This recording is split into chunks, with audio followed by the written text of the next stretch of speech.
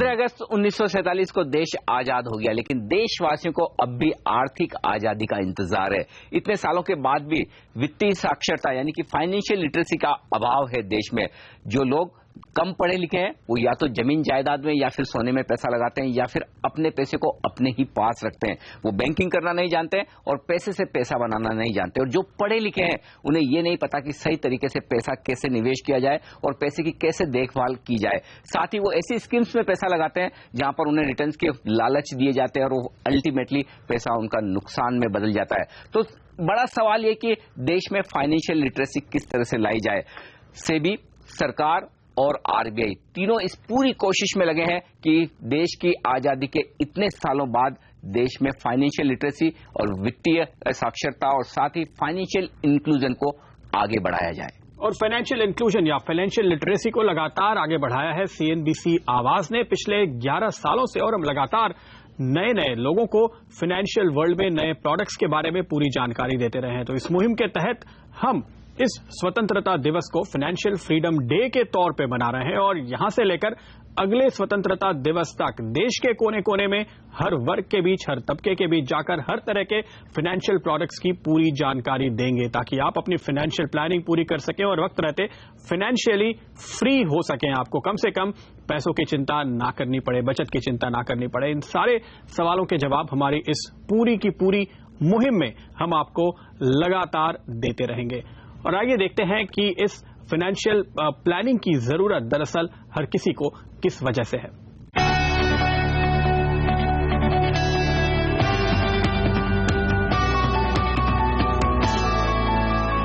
Banking सेवाओं तक लोगों की पहुंच बढ़ाने के मकसद से मोदी सरकार ने पहल की और एक साल में ही प्रधानमंत्री जनधन योजना के तहत करीब 14 करोड़ नए बैंक खाते खुल चुके हैं। इन खातों में 12,500 करोड़ रुपए से ज्यादा राशि जमा हो चुकी है। लेकिन इस मुहिम को शुरू करने की जरूरत क्यों पड़ी?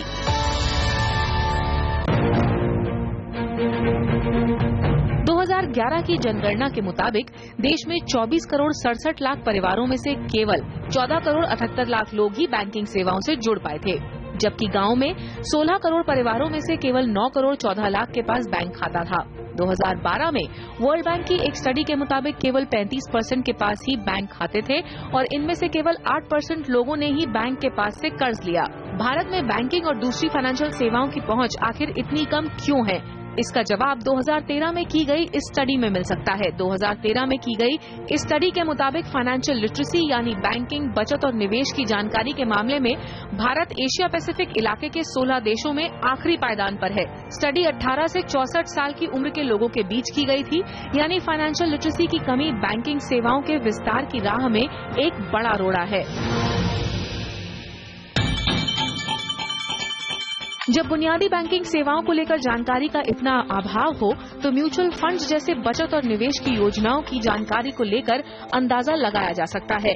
2013 के ही आंकड़े बताते हैं कि भारत में 10% से भी कम परिवार अपनी बचत का निवेश म्यूचुअल फंड में करते हैं। इनमें भी 40% म्यूचुअल फंड निवेशक 4-5 मेट्रो शहरों से आते हैं।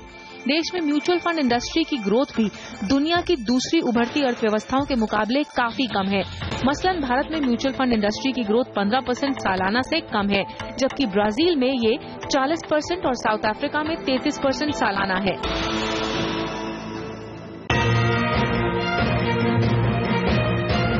इससे भी बुरा हाल स्टॉक मार्केट में निवेश का है। एक आंकड़े के मुताबिक 2011 तक भारत में करीब 2% परिवार अपनी बचत को शेयर बाजार में निवेश करते थे।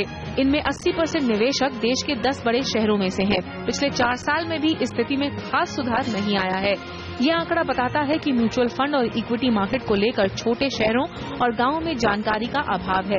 निवेश को लेकर जो थोड़ी बहुत जानकारी है वो परंपरागत फिक्स्ड डिपॉजिट और लाइफ इंश्योरेंस तक ही सीमित है। ऐसे में फाइनेंशियल लिटरेसी एक बड़ा रोल निभा सकती है। इसलिए सीएनबीसी आवाज ने ठाना है कि एक्सपर्ट्स की मदद से देश के दूर दराज के हिस्सों में करोड़ों लोगों को बचत और निवेश की बारीकियों से वाकिफ करवाएंगे।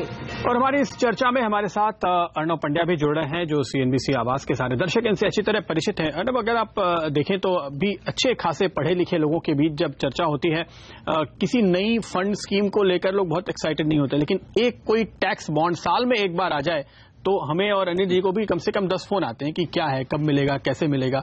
तो लोग अभी भी बचत मतलब सेफ्टी वही समझते हैं। जी, अगर आप देखें तो ये जो इंडियन इन्वेस्टर है उसके पूरे साइके में ऐसा जुड़ गया है कि जब आप इन्वेस्ट करें तो आपको पहले सेफ्टी देखनी चाहिए और आपके पैसे वापस आने चाहिए। लेकिन हर एक इंसान अलग होता है, उनके अलग प्रकार के गोल्स होते हैं। तो यानी कि ये इसका मतलब नहीं कि आप सेफ इन्वेस्टमेंट जो है, जिसे हम डेट इन्वेस्टमेंट के तौर पे जानते हैं, तो फिक्स डिपॉजिट्स हो या बॉन्ड्स हो, उसको आप छोड़ दें।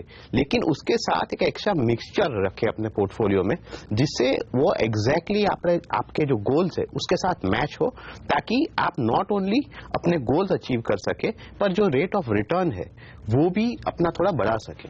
तो आपने जो इंटरेस्टिंग बात की प्रदीप, बचत मतलब सेफ्टी, यानी कि बॉन्ड्स में पैसा लगा लें, सेफ हो जाए।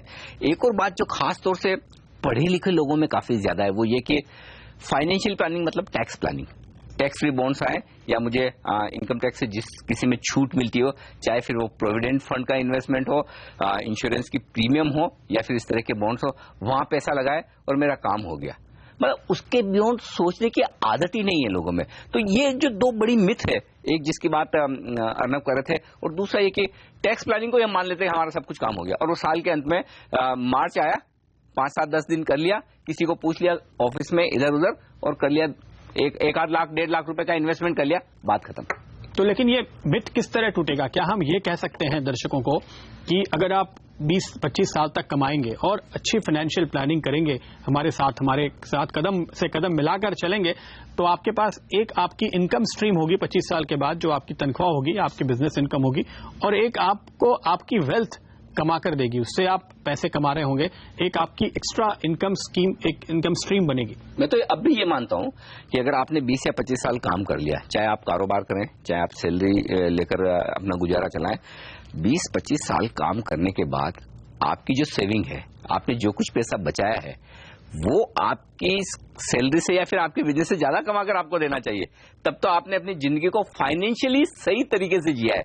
अगर 25 साल काम करने के बाद भी, अगर फर्ज आप और मेरी सैलरी, अगर 25 साल काम करने के बाद भी सैलरी जितनी आ रही है उससे ज्यादा अगर मेरे इन्वेस्टमेंट मुझे सालाना कमा कर नहीं दे रहे हैं, तो फिर हम कहीं कहीं फेल हुए हैं, कहीं ना कहीं कुछ गलती की। लेकिन ये जो सेफ इन्वेस्टमेंट की बात होती है, आप देखिए एक म्यूचुअल फंड ने इनफैक्ट कुछ सालों पहले एक बहुत ही खूबसूरत एड निकाला था कि 20 साल के बाद आप बस में चढ़ेंगे तो आपको शायद 200-300 रुपए टिकट लगेगा। इन्फ्लेशन एक ऐसी चीज है जिसका लोगों को अंदाजा नहीं लगता। आज आप बैंक में एफडी किए जा रहे हैं, आप पीपीएफ किए जा रहे हैं, जब 15 साल बाद आएगा उसकी कोई वैल्यू बचेगी क्या? नहीं, यही बात है। ये एक मिस्टेक है कि आप जब अपना इन्वेस्टमेंट करते हैं, आप प्लानिंग करते हैं, तो आप एक एंगल को देख के करते हैं, यानी कि यहाँ गोल क्या है कि पैसे कम ना होने चाहिए, सेफ रहे बस। हाँ, पर सेफ नहीं है। क्यों सेफ नहीं है? क्योंकि एक जो मॉन्स्टर है, जो इनविजिबल है, इन्फ्लेशन, वो आप कुछ न किए बिना आपके पैसे को कम कर रहा है। क्योंकि आपको ये मेजर करना चाहिए कि मेरे जो पैसे हैं वो क्या मुझे ये स्पेसिफिक गुड या सर्विस दिला सकता है, आज दिला सकता है। लेकिन अगर आपके पैसे ने कुछ नहीं किया या और कम किया इन्फ्लेशन से, तो कल वही पैसे बढ़ने के बाद भी आपको वो सेम चीज आपको उपलब्ध नहीं करा पाएंगी। इसीलिए ये इन्फ्लेशन का जो मॉन्स्टर है उसको आपको दिखाई नहीं देता, लेकिन उसका इम्पैक्ट तो आपको सब पे पड़ता है। तो इसीलिए जरूरी है कि आप थोड़ा डाइवर्सिफाई कीजिए और जरा नए नए तरीके से अपना रेट ऑफ रिटर्न बढ़ाते रहिए, रिस्क बढ़ाते रहिए, और मेन चीज कि आप एक तरफ ना देखिए। जैसे कि हम बात कर रहे थे कि आप सिर्फ टैक्स प्लानिंग के बारे में सोचते हैं, लेकिन टैक्स प्लानिंग करने के बाद ऐसा आपको पता चलता है कि जब आपको पैसे की जरूरत है तो उसके लिए आपने कोई प्रावधान ही नहीं किया है। तो ये एक सिंगल ट्रैक जो है वो छोड़ के जब आप नई नई चीजों को जानेंगे कि इसका मतलब क्या होता है, ये किस तरह से इस्तेमाल किया जाता है, तब आपका एक माइंड खुलेगा और आप ये नए नए रूट्स और ऑप्शंस जो आपके सामने है इस नई इकोनॉमी में, वो आप इस्तेमाल कर सकेंगे। तो इन्फ्लेशन से ज्यादा कमाई कम से कम करें, और जिस दिन आपको जितना पैसा चाहिए उस दिन आपको उतना पैसा मिल सके। एक तो आप अंदाजा लगा पाएं कि वाकई में पढ़ाई के लिए जिस दिन आपका बच्चा कॉलेज जाएगा, जो आज शायद स्कूल में है, नर्सरी में है या अभी उससे भी छोटा है, उस दिन दरअसल कितनी लागत होगी, ये आज समझना जरूरी है। एक तो आप अपने बुरे वक्त के लिए पैसा हमेशा लिक्विड आपके पास कुछ न कुछ है, और दूसरा आपको जो पता है कि इतने समय बाद ये इवेंट मेरी लाइफ में होने वाली है, बच्चे बड़े होंगे, पढ़ेंगे, शादी होगी, उन्हें सेटल करना होगा, जी अब मुझे फॉरेन घूमने जाना है या कोई भी बड़ा खर्चा करना है, तो उन खर्चों के लिए प्लानिंग भी हो, और अचानक से कभी अनएक्सपेक्टेड कोई ऐसा खर्चा आ जाए जिसका हमें पता नहीं हो, उसकी भी तैयारी रखनी जरूरी है। बिल्कुल, तो ये पूरी तैयारी हम करेंगे लगातार हर हफ्ते आपके साथ कदम दर कदम चलते रहिए। हमारा पहला कदम लेंगे एक छोटा सा ब्रेक और लौटेंगे तुरंत। स्वागत है आपका एक बार फिर, और फाइनेंशियल प्लानिंग की पूरी चर्चा हम लगातार आगे करते रहेंगे पूरे एक साल तक। तो 52 हफ्तों के लिए जो पूरी पढ़ाई होने वाली है, हमारी फाइनेंशियल प्लानिंग की पाठशाला चलेगी और 4 टर्म होंगे, 3-3 महीने या 13-13 हफ्तों के, और उसमें हम आपको कदम दर कदम सिखाएंगे एक एक प्रोडक्ट किस तरह से आप चुनें, कैसे उसमें निवेश करें, कैसे मुनाफा कमाएं, कैसे करें अपनी फाइनेंशियल प्लानिंग। आइए डालते हैं इस पूरे सिलेबस पर एक नजर। फाइनेंशियल लिटरेसी के 52 हफ्तों के इस कार्यक्रम को 4 टर्म्स में बांटा गया है। पहले टर्म में 13 चैप्टर्स होंगे, जिनमें बैंकिंग से जुड़ी बेहद बुनियादी बातों को सरल अंदाज में बताया जाएगा। मसलन अपना बजट कैसे बनाएं, फाइनेंशियल लक्ष्य कैसे तय करें, बैंक अकाउंट्स कितने तरह के होते हैं और अकाउंट कैसे खोला जाता है। हम ये भी बताएंगे कि सेविंग से कैसे आपके पैसे में बढ़ोतरी हो सकती है, सामान्य ब्याज और चक्रवृद्धि ब्याज क्या होता है, निवेश के ऑप्शन के तौर पर फिक्स डिपॉजिट कैसा है और रिकरिंग डिपॉजिट के क्या फायदे हैं। हम आपको बताएंगे कि डेबिट कार्ड का क्या इस्तेमाल है, बैंकिंग टेक्नोलॉजी जैसे ATM, मोबाइल और नेट बैंकिंग कैसे इस्तेमाल किए जाए, NEFT और RTGS के जरिए पैसा कैसे एक अकाउंट से दूसरे अकाउंट में ट्रांसफर किया जाए, इसकी भी हम आपको जानकारी देंगे। पहला कदम के इस हिस्से में हम आपको बताएंगे पोस्ट ऑफिस में मंथली इनकम स्कीम और NSE जैसे सेविंग इंस्ट्रूमेंट्स के बारे में। आप हमारे एक्सपर्ट से जान सकते हैं कि PPF में निवेश कैसे किया जाए और उसके क्या फीचर्स हैं, और क्रेडिट कार्ड आपकी जिंदगी को कितना आसान बना सकता है। पहला कदम के दूसरे टर्म में हम बात करेंगे म्यूचुअल फंड्स और दूसरे फंड्स में निवेश की। म्यूचुअल फंड क्या होता है, ये कितने तरह के होते हैं, इसमें निवेश के क्या फायदे हैं और क्या नुकसान, इस पर बात होगी। हम आपको बताएंगे कि म्यूचुअल फंड में net asset value, folio, dividend क्या होता है, री इन्वेस्टमेंट और ग्रोथ ऑप्शन क्या है। इस हिस्से में ये भी बताया जाएगा कि इक्विटी म्यूचुअल फंड कौन से होते हैं, डेट म्यूचुअल फंड क्या है और म्यूचुअल फंड्स में कैसे निवेश किया जाए, KYC कैसे भरा जाए और पैन कार्ड कहां से हासिल किया जाता है। हम आपको ये भी बताएंगे कि निवेश रास्ते कौन कौन से हैं, मसलन डिस्ट्रीब्यूटर्स के जरिए, ऑनलाइन या फिर सीधे निवेश कैसे किया जाए, म्यूचुअल फंड का पोर्टफोलियो कैसे बनाया जाता है, उसकी मॉनिटरिंग कैसे की जाए, एक्सचेंज ट्रेडेड फंड और म्यूचुअल फंड में क्या फर्क है, इस टर्म में भी ये बताया जाएगा। इसमें इंटरनेशनल फंड और गोल्ड फंड में निवेश के बारे में भी बताया जाएगा। हमारे एक्सपर्ट बताएंगे कि सिस्टमैटिक इन्वेस्टमेंट किसे कहते हैं, सिस्टमैटिक प्लान ट्रांसफर क्या होता है और म्यूचुअल फंड्स को डाइवर्सिफाई कैसे करें। पहला कदम के तीसरे टर्म में बात होगी इंश्योरेंस की। इंश्योरेंस के मायने क्या होते हैं और ये कितने तरह के होते हैं, sum assured, no claim bonus और क्लेम किसे कहा जाता है, लाइफ इंश्योरेंस कैसे करवाएं, ये भी हमारे एक्सपर्ट्स आपको बताएंगे। ऐसी कौन सी परंपरागत इंश्योरेंस पॉलिसी है जो सेविंग्स के लिहाज से भी बेहतर हो, टर्म इंश्योरेंस पॉलिसी किसे कहते हैं, यूनिट लिंक्ड पॉलिसी कौन सी होती है और ये कैसे काम करती है, ये भी हम आपको बताएंगे। इस तीसरे हिस्से में हम आपको बताएंगे कि आप इंश्योरेंस राइडर्स के बारे में, पॉलिसी सरेंडर कैसे किया जाए और क्लेम कैसे हासिल किया जाएगा, हेल्थ इंश्योरेंस कितने तरह के होते हैं, इनमें क्या क्या चीजें कवर होती हैं और व्हीकल इंश्योरेंस के क्या फायदे हैं, ट्रैवल इंश्योरेंस कैसे काम करता है और होम इंश्योरेंस कैसे करवाया जाता है, इनमें कौन कौन सी चीजें कवर होती हैं, हम आपसे इन बातों पर भी चर्चा करेंगे। CNBC आवाज के इस फाइनेंशियल लिटरेसी कैंपेन के चौथे यानी आखिरी टर्म में हम बात करेंगे शेयर मार्केट में निवेश की। हमारे एक्सपर्ट आपको बताएंगे कि इक्विटी यानी शेयरों में निवेश कैसे किया जाए, इसमें कितना रिस्क है और इसके कितने फायदे हैं। हम आपको बताएंगे कि ट्रेडिंग करने के लिए डीमैट अकाउंट कैसे खोला जाए और ये डीमैट अकाउंट कैसे काम करता है। IPO और सेकेंडरी मार्केट में किस तरह निवेश किया जाए, इस बारे में भी हम आपको बताएंगे। नुकसान से बचने के लिए हम आपको ये भी बताएंगे कि शेयर बाजार में निवेश में कंपनियों की फंडामेंटल और टेक्निकल इवैल्यूएशन कैसे करें। इस हिस्से में बाजार में trading, bonus, x dividend, settlement और स्प्लिट जैसी तकनीकी शब्दावली से भी आपको रूबरू करवाया जाएगा। कैसे इक्विटी पोर्टफोलियो बनाया जाए, लार्ज, मिड और स्मॉल कैप शेयर कौन से होते हैं, फ्यूचर्स और ऑप्शंस में ट्रेडिंग क्या होती है और ये कैसे होती है, ये सब बातें भी हमारे मार्केट एक्सपर्ट्स आपको बताएंगे। साथ ही हमारे साथ होंगे प्रोफेसर्स भी।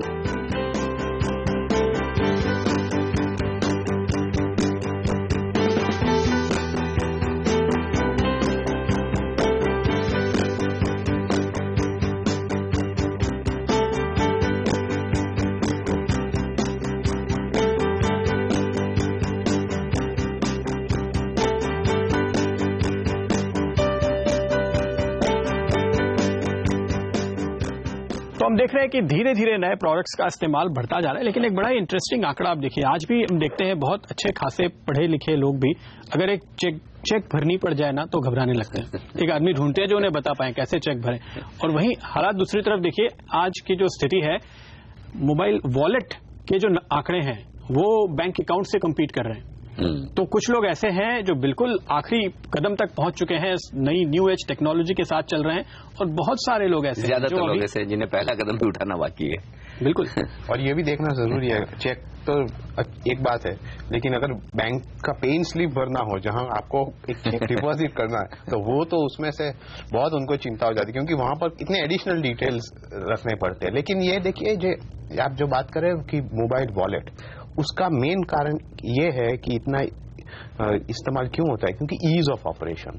तो ये एक चीज सोचने वाली है कि क्या हम ये सभी चीजें उसमें ईज बढ़ा सके, जिसमें लोगों जिनको पता नहीं है वो भी ये डरे नहीं। क्या हर एक चैप्टर हर आदमी के काम का होगा, या हम अपनी मतलब से कुछ चैप्टर ढूंढे कि ये मुझे बस ये जानना है? बिल्कुल होगा प्रदीप। और इसमें एक चीज बताऊं मैं, हमारे जैसे लोग जो इंटरनेट बैंकिंग का इस्तेमाल करते हैं, एक सिंपल एग्जांपल, आपके पास दो ऑप्शन है, आरटीजीएस कर सकते हैं, एनईएफटी कर सकते हैं। अब मैं गारंटी से कह सकता हूं कि 90% लोगों को दोनों में फर्क नहीं मालूम, इस्तेमाल दोनों का करते हैं। तो अगर आप समझते हैं कि आपको बहुत कुछ मालूम है, पढ़े लिखे हैं, आप ये सब चीजें जानते हैं, तो वो भी गलतफहमी दूर करेंगे। जो जानते हैं उनको भी कुछ और जानने का मौका मिलेगा, और जो नहीं जानते उनके लिए तो पूरा ही महासागर है, जितनी डुबकी लगाओ, जितना ज्ञान निकालो, अच्छी बात है। तो एक तरफ तो हम बात करते हैं जैसे कि नरेंद्र मोदी जी आने के बाद लगातार बातें की हैं कि हर आदमी के पास अकाउंट होना चाहिए, लेकिन दूसरी तरफ जिन लोग के पास अकाउंट है, जो ऑनलाइन तक का इस्तेमाल कर रहे हैं, फाइनेंशियल प्रोडक्ट्स भी हैं, उनके पास इंश्योरेंस भी है, उनके पास म्यूचुअल फंड भी है, उनके पास मेडिक्लेम भी है, हर तरह की चीजें हैं, लेकिन क्या उन्होंने दरअसल अपनी जरूरत के मुताबिक ले रखा है? आप तो इतने सारे लोगों के साथ इंटरेक्ट करते हैं, आपके पास सलाह लेने लोग आते हैं, कितने लोग इतने ऐसे हैं हिंदुस्तान में जो बिल्कुल सही तरीके से तय कर पाते हैं कि कहाँ कितना पैसा लगाना है? देखिए, वो अगर आप परसेंटेज में बोलेंगे तो 0.1% से भी कम होंगे, क्योंकि सिर्फ ये बात होना कि मेरे पास इंश्योरेंस है या मेरे पास म्यूचुअल फंड है, उससे ये सही नहीं हो गया कि ये आपके लिए अप्रोप्रिएट है। क्योंकि लोग क्या करते हैं कि इंश्योरेंस आपके प्रोटेक्शन के लिए, फैमिली के प्रोटेक्शन के लिए, वो इन्वेस्टमेंट के, वो तो लोग समझते ही नहीं है। नहीं, वो इंश्योरेंस तो इन्वेस्टमेंट होता है, वो इन्वेस्टमेंट के लिए, पैसा वापस नहीं आया तो वो तो इंश्योरेंस गलत है। फिर आप म्यूचुअल फंड्स देखिए, वो म्यूचुअल फंड्स में भी ऐसा मानते हैं कि जितने ज्यादा फंड हो उतना ज्यादा डाइवर्सिफिकेशन, लेकिन वो भी नहीं होता है। तो यानी कि आप इतना कंफ्यूज कर देते हैं अपने पोर्टफोलियो को और इतनी सारी चीजें कि आपके खुद के लिए उसको मैनेज करना इम्पॉसिबल हो जाता है। हमारा इरादा क्या है, 52 हफ्तों के क्लासरूम के बाद, ये 52 एपिसोड देखने के बाद, पहली कोशिश तो यह कि आप खुद इतने सक्षम हो जाएं कि आप अपने फाइनेंशियल डिसीजन खुद ले सकें। वैसा हो जाए तो ये सबसे बड़ा अचीवमेंट हमारे लिए कि एक आम दर्शक अपने फाइनेंशियल डिसीजन खुद ले सके, वो समझ सके कि भाई मेरे लिए क्या अच्छा है, मेरे लिए क्या बुरा है, और जो चीज मैं, जहां मैं निवेश कर रहा हूं, जो प्रोडक्ट मैं खरीद रहा हूं, वो मेरे लिए सही है या नहीं। फर्ज करें अगर आप उस लेवल तक ना भी पहुंच पाए, तब भी कम से कम आप अपने फाइनेंशियल एडवाइजर को, अपने ब्रोकर को कम से कम सारे वो अहम सवाल पूछ सके जो आपके लिए काम के हैं, और उन सवालों के सेटिस्फैक्टरी जवाब ले सके, और उसके बाद एक इन्वेस्टमेंट डिसीजन ले। तो ये कोशिश है, ये हमारा अल्टीमेट गोल है। तो हम ये कह सकते हैं कि ये 1 साल का डिप्लोमा कोर्स है फाइनेंशियल प्लानिंग का, फुल फ्लेज। और आप ये भी कह सकते हैं आप ये भी कह सकते हैं कि ये सिर्फ इन्वेस्टमेंट नहीं, पर अगर आपको लोन लेना है, किसी भी प्रकार का बोरोइंग करना है, तो उसके लिए भी आपको ये तैयार करेगा कि आपको पता होना चाहिए कि किस प्रकार का मैं बोरोइंग कर सकता हूं, और जिससे मेरे को लॉस ना हो, यानी कि मैं बहुत उसके लिए इंटरेस्ट ना भरूं। क्योंकि ये दोनों साइड पैसे का मैनेजमेंट करना जरूरी है। क्योंकि आज क्या है कि कोई भी फाइनेंशियल चीज होती है वो रॉन्ग नहीं होती, वो आप उसे किस तरह इस्तेमाल करते हैं उससे उसका इम्पैक्ट आता है। तो आपको ये जानना जरूरी है कि आप कैसे सभी फाइनेंशियल प्रोडक्ट्स को अपने मुताबिक इफेक्टिवली यूज करें, जिससे आपके लिए फायदा बढ़ जाए। तो ये 52 एपिसोड सिंपली उन लोगों के लिए अहम है जो पैसा बनाने की इच्छा रखते हैं, पैसा बचाने की इच्छा रखते हैं, और बचे हुए पैसे से और पैसा बनाने की इच्छा रखते हैं, और फाइनली एंजॉय करने की भी इच्छा रखते हैं। उस पैसे का कभी इस्तेमाल भी तो करेंगे, पैसा बचेगा तो इस्तेमाल करेंगे। तो वही कोशिश है प्रदीप कि हम लोगों को इतना मजबूत करें फाइनेंशियली कि अपने डिसीजंस खुद ले सकें, या फिर डिसीजन लेने में अपने आप को मजबूत समझें, एम्पावर्ड समझें कि मेरे पीछे कुछ नॉलेज है, कुछ चीजें मैं जानता हूं, जिसके बेसिस पर मैं जो काम कर रहा हूं, जो मैं डिसीजन ले रहा हूं वो सही ले रहा हूं। अगर उतनी ताकत आ जाए ना तो फिर वाकई में हमें कहेंगे कि फाइनेंशियल आजादी मिल रही है लोगों को इस 15 अगस्त पर। बिल्कुल, और हम इसके लिए देश के अलग अलग हिस्सों में जाएंगे, शहरों में, गांवों में, स्कूलों में, कॉलेजेस में, और हर तरह के लोगों से मिलेंगे और उन्हें उनके साथ पूरी बातचीत करेंगे, उनकी भाषा में, उनके स्तर पे चीजों को आसान करके समझाने की कोशिश करेंगे। जैसे कि अनब अभी कह रहे थे कि बहुत छोटी छोटी, बहुत बेसिक चीजें भी लोगों को आमतौर पर समझ में नहीं आती हैं। सारे अक्रॉस सेगमेंट्स, अलग अलग प्रोडक्ट्स की चर्चा करते हुए हम फाइनली लोगों को, चूंकि इस वक्त ज्यादातर प्राइवेट सेक्टर में लोग काम करने लगे हैं, तो उनकी रिटायरमेंट की भी तैयारी कराएंगे।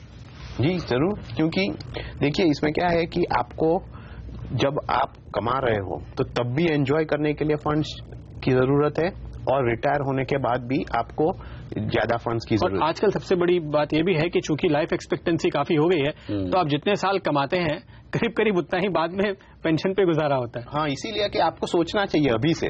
काफी लोग कहते हैं कि मैं बहुत यंग हूँ, ये सब रिटायरमेंट के बारे में सोचने के लिए, लेकिन ये बहुत इंपॉर्टेंट पॉइंट है कि आपका रिटायरमेंट इतना लंबा है कि अगर आपने आज से ही नहीं सोचा तो उसको पूरा पाने के लिए आपको बहुत सैक्रिफाइस देनी पड़ेगी, क्योंकि अगर आपने अभी सैक्रिफाइस नहीं दिया तो पीछे से, यानी कि कोई चाहे 22-25 साल का यंग प्रोफेशनल हो या फिर एक 50-55 साल का रिटायरमेंट के कगार पर काम करने वाला एक सरकारी कर्मचारी, कोई एक सैलरीड प्रोफेशनल हो किसी आईटी कंपनी का, या फिर किसी ई कॉमर्स बिजनेस में काम करने वाला, अच्छी खासी सैलरी लेने वाला हो, या फिर ट्रेडिशनल बिजनेस में काम करने वाला कोई एक मिडिल लेवल मैनेजमेंट का आदमी हो, या फिर कारोबारी हो, हमारे पास सॉल्यूशन सबके लिए होगा। बेसिकली फाइनेंशियल प्लानिंग सबकी करनी है।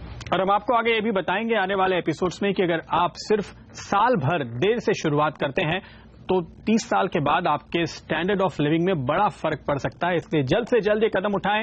टीवी पर ही नहीं, साथ ही साथ आप हमें ऑनलाइन भी फॉलो कर सकते हैं वेबसाइट के जरिए।